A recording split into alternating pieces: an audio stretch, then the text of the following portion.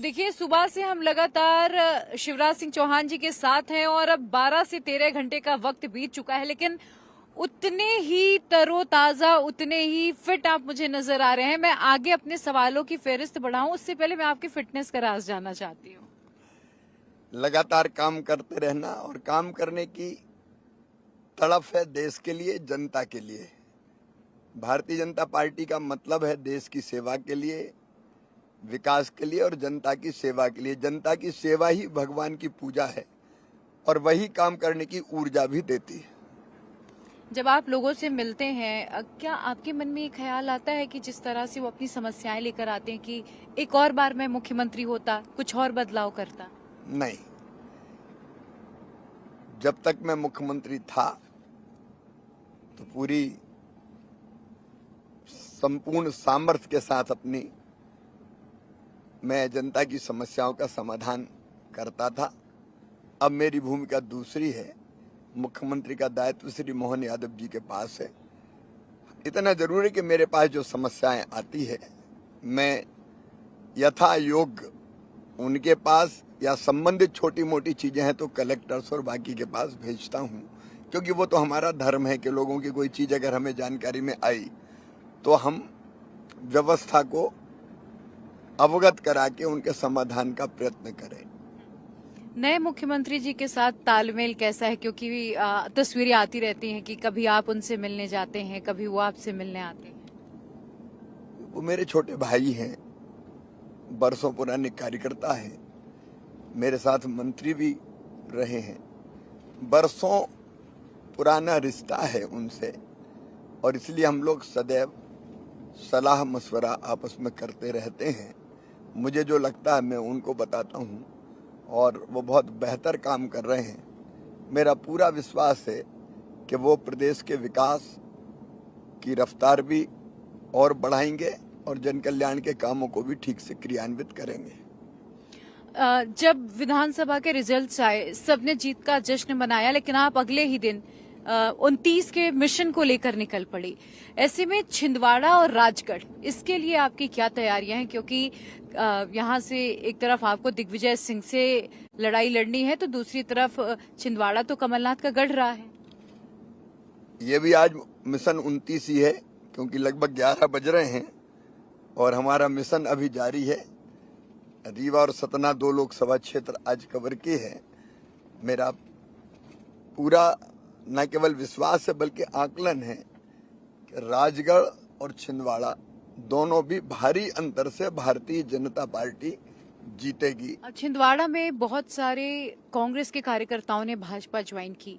आरोप आप लोगों पर ये लगा कि डरा धमकाकर, जानबूझकर कार्रवाई का डर बताकर अपने में शामिल किया जा रहा है। ये कांग्रेस नहीं बोलती, कांग्रेस की बौखलाहट बोलती है। दरअसल भारतीय जनता पार्टी राष्ट्रीय पुनर्निर्माण का अभियान है। जैसे फैसले कांग्रेस ने किए उसके कारण कांग्रेसी भी निराश हैं, हताश हैं। उनको कांग्रेस से कोई उम्मीद नहीं बची। ना तो कांग्रेस में रह के वो सेवा के काम कर पाएंगे, ना विकास के काम कर पाएंगे, और कांग्रेस के गलत फैसलों के कारण भी लोग दुखी है। जैसे अयोध्या में भगवान राम की जन्मभूमि पर मंदिर तो बन गया, प्राण प्रतिष्ठा होनी थी, निमंत्रण मिला, कांग्रेस ने लिख के इनकार कर दिया। जैसे वो भाजपा का विरोध करते करते भगवान राम के विरोधी हो गए हों। तो कई लोग आहत हैं, कोई धारा 370 का विरोध करने से, कभी वो नक्सलवादियों को उनके प्रवक्ता महिमा मंडित कर देते हैं, कभी आतंकवादियों को महिमा मंडित करते हैं। राहुल गांधी वामपंथियों के बंधक बन गए हैं। उनका स्वतंत्र कोई विचार है ही नहीं।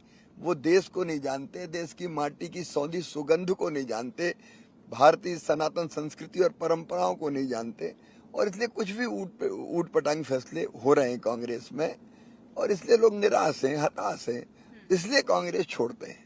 आप नारा दे रहे हैं कि अब की बार 400 पार। दूसरी तरफ राहुल गांधी को आपने सुना, वो कह रहे कि भाई अब की बार तो 150 में सिमट जाएंगे, 400 के बस खौफ देख रहे हैं। वो तो हमेशा इस चुनाव के पहले विधानसभा के चुनाव में कह रहे थे मध्य प्रदेश में कांग्रेस 150 पार करेगी, कोई रोक नहीं सकता, लिखा हुआ है। और अब क्या हुआ? तो चुनाव के पहले वो ऐसी गरजते हैं, लेकिन थोथा चना बाजे घना, बस वही सिद्ध होकर रह जाते हैं। सीएम हाउस से 74 बंगले और अब 74 बंगले से फिर ये मैं तय मानूं कि दिल्ली का सफर, अगली सवारी दिल्ली। जब सांसद के रूप में तो दिल्ली में भी काम करना है और क्षेत्र की भी सेवा करना है, तो दिल्ली तो सांसद के नाते जाना है, लेकिन क्षेत्र में भी आना जाना रहेगा और लोगों की सेवा करते रहेंगे। अब की बार जो 400 का नारा दिया है प्रियंका गांधी और तमाम इंडिया अलायंस के नेता ये सवाल उठा रहे कि कैसे पता है कि 400, कुछ गड़बड़ की होगी तभी 400। जनता का प्यार और आशीर्वाद देख के ही हम नहीं, अब जमाना कह रहा है, इवन खड़गे साहब भी कई बार कह देते हैं कि अब की बार 400 पार। मेरा एक आखिरी सवाल, चूंकि मैं समझ सकती हूँ सुबह से लगभग 15 घंटे का वक्त बीत चुका है और आप उसी तरह से काम करें और सुबह आपकी दिनचर्या फिर से 5-6 बजे से शुरू हो जाती है। चलते चलते आप कुछ कहना चाहेंगे? इंडिया टीवी को बहुत बहुत धन्यवाद। अपनी बात जनता तक पहुंचाने का एक सशक्त माध्यम है और राष्ट्रहित और सामाजिक सरोकारों से भी इंडिया टीवी का नाता है। जनता से यही प्रार्थना है कि वोट जरूर दीजिए अपने देश के लिए, लोगों के लिए। बहुत शुक्रिया सर हमसे बातचीत करने के लिए। आपको भी बहुत बहुत धन्यवाद।